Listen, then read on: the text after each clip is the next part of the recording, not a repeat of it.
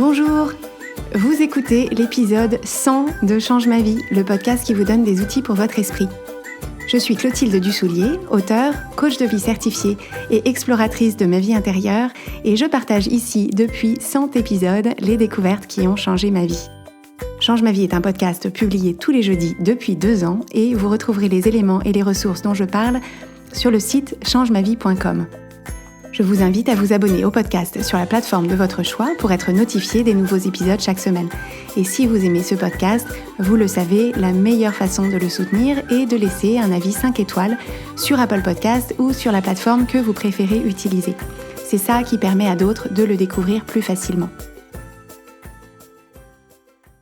Vous l'avez sans doute noté en introduction, cet épisode est le 100e épisode de Change ma vie et il marque également le 2e anniversaire du podcast et on en est aujourd'hui à plus de 4 millions d'écoutes d'épisodes depuis la création du podcast il y a 2 ans. Donc la toute première chose que je veux faire, c'est vous remercier. Merci pour votre écoute, pour votre fidélité, pour votre loyauté et aussi pour le rôle que vous jouez. J'en ai parfaitement conscience et j'en suis très reconnaissante pour le rôle que vous jouez pour diffuser le message qui est porté par ce podcast, diffuser ces enseignements. Je le sais parce que vous me le dites tous les jours. Vous utilisez ce podcast pour changer votre vie, mais ensuite je sais que vous en parlez autour de vous, vous en parlez aux personnes qui, à votre avis, pourraient être réceptives.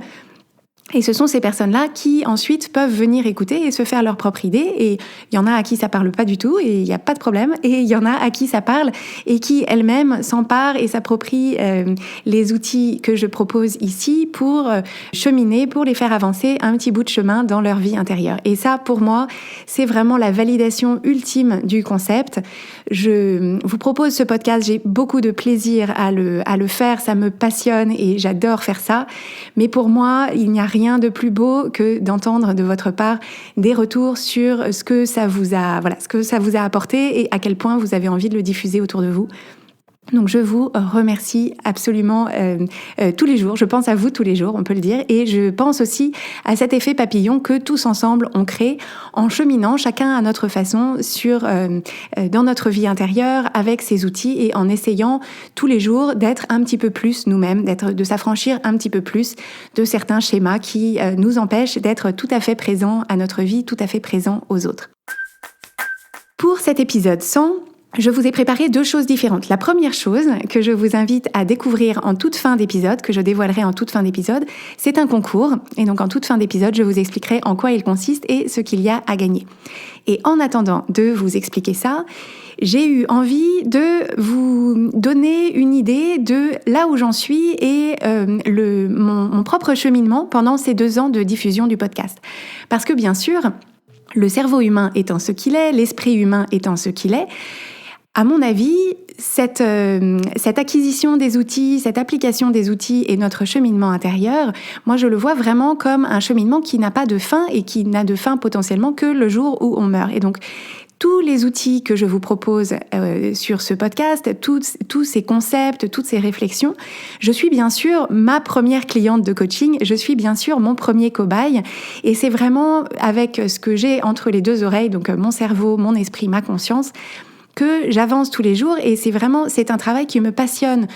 autant qu'au premier jour, si ce n'est plus. Et donc, c'est vraiment quelque chose que je m'emploie à faire tous les jours. Tous les jours, je travaille sur mon état d'esprit. Tous les jours, j'observe ce qui se passe en moi, dans mes émotions, dans mes pensées. Tous les jours, j'étudie, j'examine avec curiosité mes croyances, mes schémas de pensée, mes émotions. J'essaye de comprendre à la fois pour moi, parce que ça me passionne et que je vois à quel point ça m'aide à avancer, à quel point ça me donne une impression de vivre ma vie de façon vraiment présente et intense, mais aussi bien sûr parce que c'est en travaillant sur ces sujets-là pour moi-même qu'ensuite, je peux les proposer à mes clientes au sein de mon programme de coaching et que ensuite, une fois qu'on a vraiment avancé, que j'ai vraiment établi des concepts, des façons de les enseigner, des images, etc., que je peux ensuite vous les proposer sur le podcast pour que vous puissiez, vous, en autonomie, vous en servir. Donc, tout ce que je vous propose, je me l'applique à moi-même en premier lieu et j'ai pensé aujourd'hui que je pouvais vous donner quelques exemples de sujets sur lesquels j'ai avancé ces derniers temps pour vous donner un peu une idée de à quoi ça ressemble au bout de 2 ans de diffusion d'un podcast de développement personnel. Qu'est-ce qui se passe dans la tête de la personne qui l'anime et qui le crée. La première chose que j'avais envie d'évoquer avec vous, c'était la rapidité stupéfiante avec laquelle j'ai l'impression d'avoir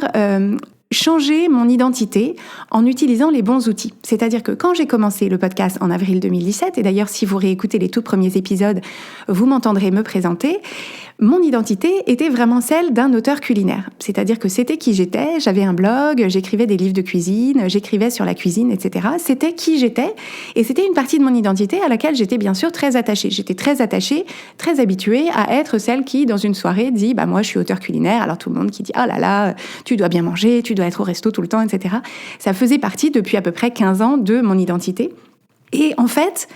en créant ce podcast, en diffusant le message, en proposant des accompagnements en coaching parce que moi-même j'en avais bénéficié et que je trouvais que c'était vraiment quelque chose d'extraordinaire, un travail extraordinaire à faire avec d'autres personnes, c'est-à-dire que je trouvais ça vraiment extraordinaire d'utiliser ce que moi j'avais appris et compris pour moi-même pour aider une autre personne à faire de même en étant avec cet accompagnement interactif et personnalisé. En fait, progressivement, j'ai eu l'impression que tout ce que j'avais fait avant m'avait amené à ce métier de coach, et que finalement, de près ou de loin, tout ce que j'avais toujours fait, tout ce que j'avais toujours eu envie de faire, arrivait à une sorte de point culminant dans ce travail de simplement être un être humain avec un autre être humain et qui échange sur ce qui se passe, qui crée cet espace où on peut trouver du recul et de la perspective sur ce qui se passe dans le cerveau et dans l'esprit d'une autre personne et l'aider vraiment à trouver cette paix intérieure à laquelle on aspire tous et à trouver les clés pour non pas changer les autres, non pas changer le monde, non pas se complaire dans des schémas dans lesquels on est la victime, mais identifier peu à peu le chemin qui permet de se sortir, de s'extirper des situations de difficulté dans lesquelles on est. Et en fait, en y réfléchissant après coup, je me suis rendu compte que finalement, depuis toujours, dans mes amitiés, dans mes relations avec ma sœur, en fait, c'est toujours un peu ça que j'avais fait. Et que finalement, dans mon métier d'auteur culinaire, ce que je proposais, c'était aussi un peu ça, c'est-à-dire que c'était aussi, mon travail d'auteur culinaire était beaucoup centré sur le fait de trouver au quotidien des choses qui nous éclairent, qui nous illuminent, qui nous enthousiasment, qui créent ces petites joies, ces petits bonheurs du quotidien. Et finalement, je plantais déjà les graines de ça dans mon métier d'auteur culinaire. Donc, je me suis rendu compte que pour moi, le virage principal, ça a été la certification de coaching que j'ai passée. C'est-à-dire que j'avais démarré le podcast avec l'idée que devenir coach, c'était quelque chose qui me tentait, mais je n'en avais pas encore fait le test, c'est-à-dire je me disais conceptuellement ça me dirait bien, mais après concrètement est-ce que ça va me plaire, est-ce que ça va me nourrir, je ne sais pas encore. Donc j'ai pu faire l'essai, proposer mes services, etc. Et au fur et à mesure que je me suis rendu compte à quel point j'adorais ça, à quel point c'était pour moi quelque chose d'extrêmement énergisant, de gratifiant, et à quel point je voyais que l'accompagnement que je pouvais proposer était utile et apportait exactement ce que j'espérais apporter aux personnes que j'accompagnais, j'ai décidé de passer à la vitesse supérieure et de me faire certifier donc auprès de la Life Coach School de Brooke Castillo. Et cette certification a été pour moi un virage, c'est-à-dire que c'est le moment où je me suis dit, si je veux faire ça et si je veux le faire bien, si je veux le faire en profondeur, si je veux vraiment incarner ce métier et le faire avec toute l'ampleur et l'intensité dont j'ai envie, il faut que je fasse juste ça. Et donc, c'est à partir de là que je me suis dit, maintenant, je me souviens avoir pris la décision consciente, je me suis dit, à partir de maintenant, quand on me demande ce que je fais, je vais plus parler du côté culinaire, je vais me présenter comme étant coach. Et en fait, c'est quelque chose qui, peut-être que vous en avez fait l'expérience, vous, c'est avant tout dans toutes ces petites interactions au quotidien où on commence à faire le test de se présenter sous une nouvelle étiquette sociale, sous une nouvelle identité, que petit à petit, on s'habitue et qu'on observe tout ce qui se passe à l'intérieur de nous, tout ce qu'on pense de la réaction des gens, etc. Et donc, ça permet vraiment de s'approprier cette nouvelle identité dans laquelle, en finalement assez peu de temps, je me suis sentie très à l'aise et très moi. Et finalement, alors que ça ne fait pas si longtemps que ça que j'ai changé de carrière et d'occupation principale, finalement, mon métier d'auteur culinaire me paraît maintenant un petit peu loin parce que j'ai l'impression d'être vraiment devenue à 100% coach de vie. La deuxième réflexion dont j'avais envie de vous faire part, qui est un petit peu liée à cette première réflexion, c'est que j'ai découvert, en travaillant sur moi-même, en me faisant coacher, j'ai découvert des façons vraiment intéressantes dont le syndrome de l'imposteur se manifestait chez moi. C'est-à-dire que j'ai toujours eu l'impression, j'ai toujours eu plus ou moins conscience que je montrais certaines caractéristiques du syndrome de l'imposteur. Et entre parenthèses, c'est quelque chose sur lequel on va revenir dans quelques épisodes. Donc, je vous donne rendez-vous pour aller plus en profondeur sur ce sujet-là. Mais le syndrome de l'imposteur, je l'ai toujours un petit peu ressenti avec plus ou moins de conscience que c'était de ça qu'il s'agissait. Et en particulier, je l'ai identifié d'une façon très nette au sujet de ce podcast, et c'est pour ça que je vous en parle aujourd'hui, parce que je l'avais identifié de la même façon sur les billets que je publiais sur mon blog de cuisine. J'avais une sorte de fenêtre glissante d'appréciation de mon travail, c'est-à-dire que pour ce que j'avais fait il y a un certain temps, j'arrivais à avoir le recul qui me permettait de me dire oui, je pense que cette recette elle est bien, je pense que ce que j'ai écrit c'est bien, je pense que ce podcast il est bien, il est de bonne qualité, je pense que le contenu est intéressant, je pense que ça apporte de la valeur, etc. Donc pour les anciens épisodes, pour les anciens billets qui étaient publiés ou diffusés il y a un certain temps, j'arrivais à avoir le recul nécessaire pour me dire voilà, j'ai une appréciation positive de ce que j'ai fait, je pense que c'est du bon travail, je pense que c'est pas parfait, mais je pense que c'est du bon travail. Mais par contre, le billet de blog que je viens juste de publier ou les épisodes de podcast que je viens juste d'enregistrer,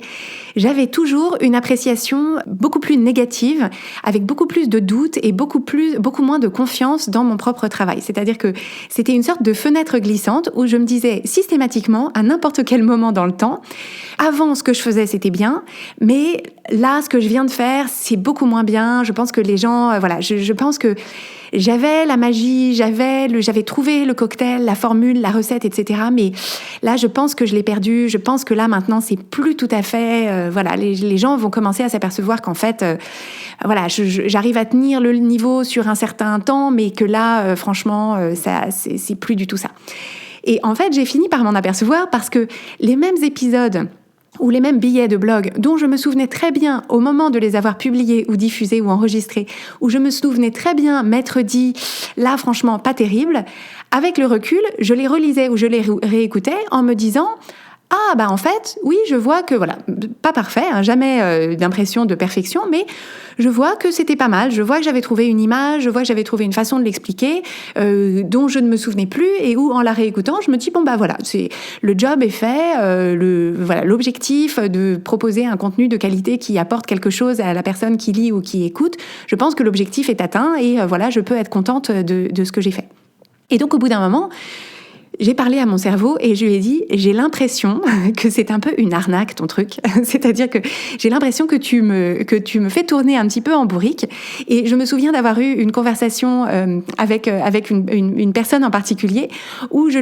quelqu'un qui connaît bien mon podcast et où je lui avais dit, je viens d'enregistrer une série d'épisodes et franchement, je suis pas hyper contente de ce que j'ai fait. C'est toujours très difficile pour moi. Après avoir enregistré les épisodes, je me dis toujours, oh là là, je suis pleine de doutes. Et elle m'avait regardée avec des yeux ronds en me disant, mais tu sais que la qualité, elle est constante de tes épisodes, tu sais que c'est toujours très bien, pourquoi est-ce que tu te fais des nœuds au cerveau comme ça ? Et en fait, ça a été pour moi le signal, c'est-à-dire que je me suis dit, ok, stop.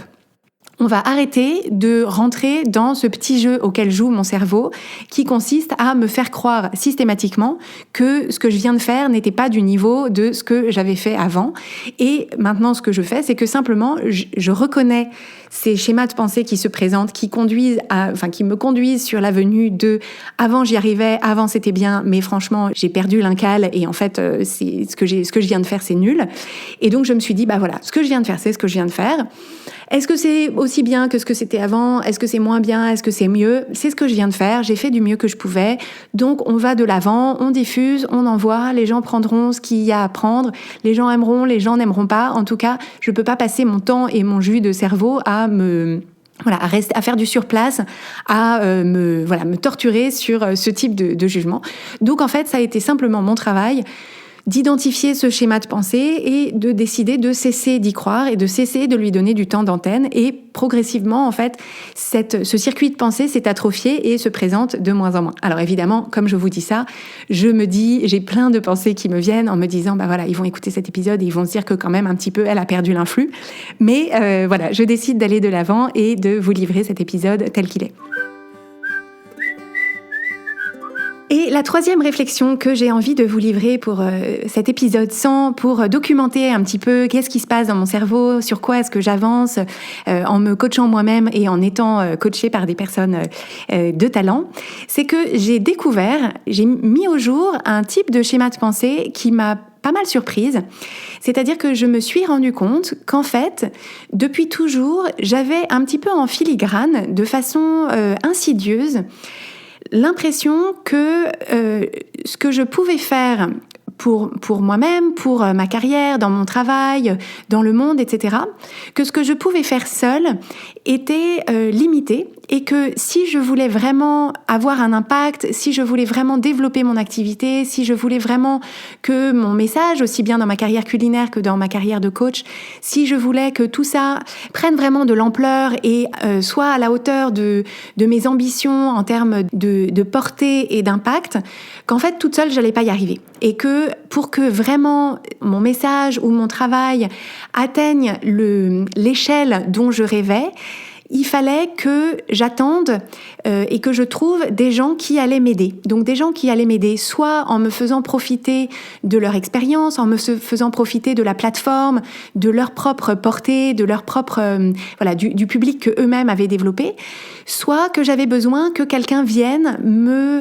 m'encourager, me donner la permission, me dire comment faire, me dire quoi faire, me dire où aller, etc.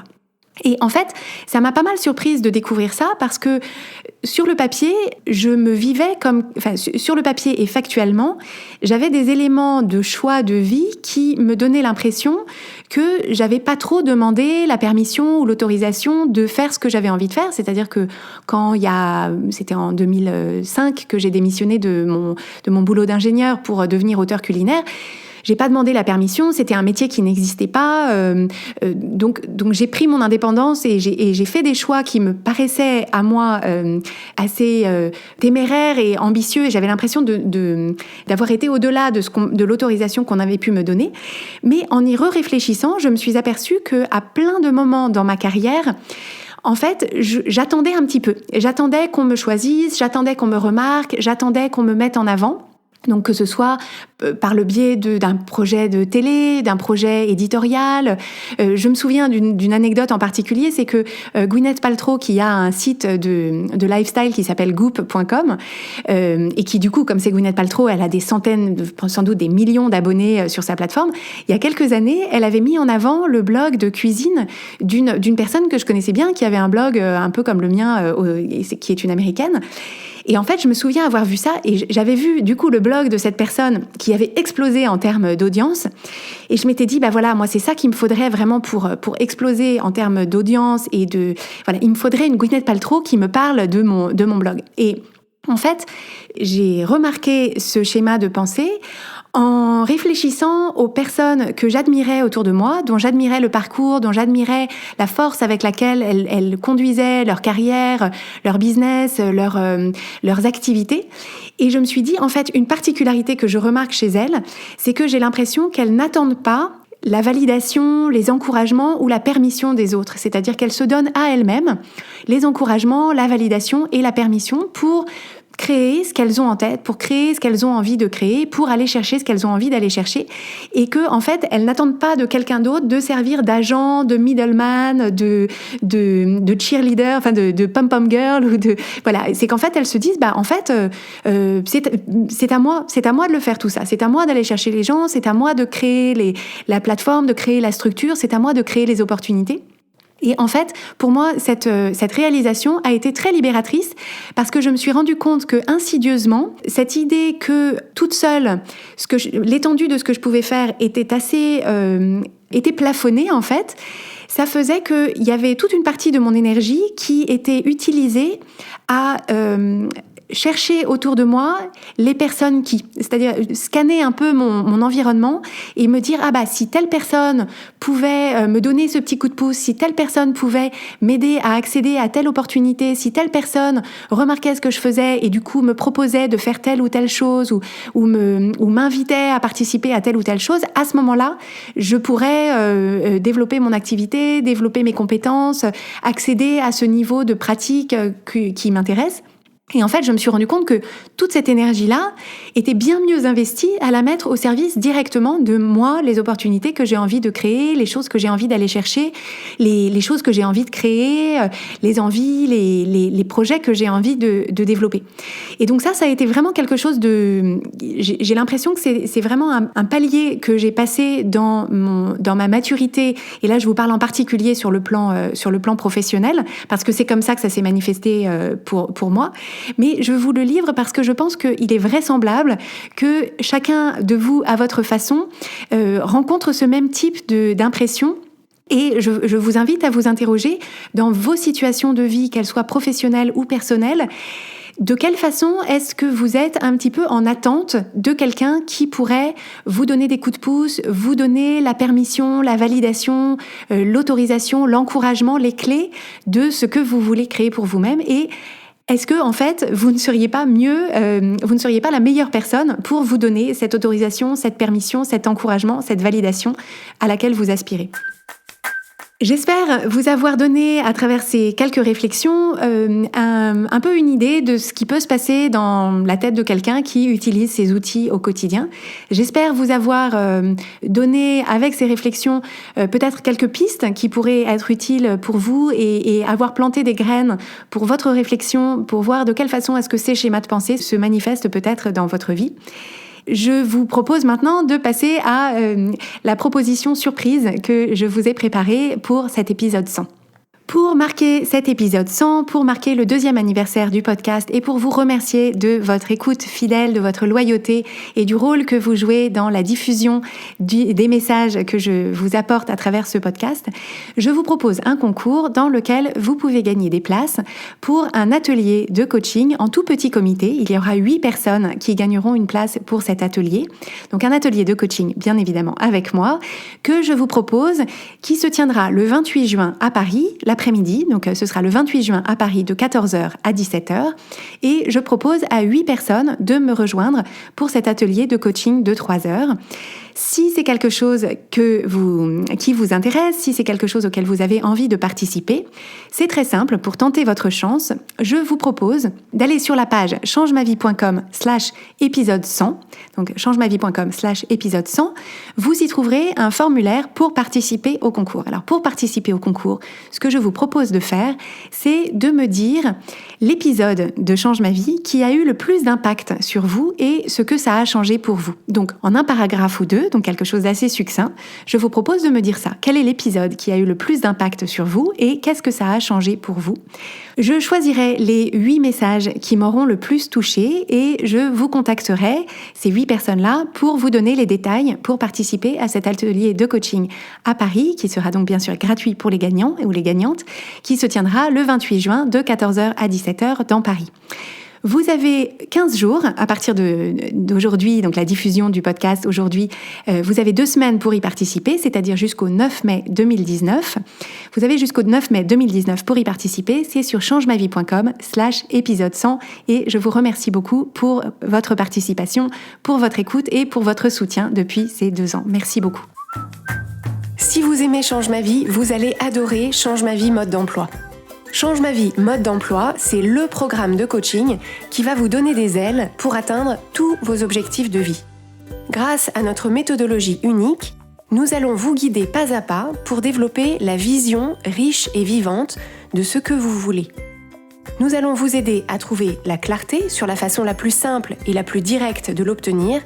et nous allons vous apprendre à soutenir votre élan tout du long en surmontant les obstacles avec confiance pour vous sentir avancer tous les jours vers la vie à laquelle vous aspirez. Si vous écoutez Change ma vie, c'est que vous savez que vous avez une vie extraordinaire à vivre. Une vie qui a du sens et un impact, et c'est notre mission et notre passion de vous y aider. Je vous donne donc rendez-vous dès aujourd'hui sur changemavie.com/coaching pour avoir toutes les informations.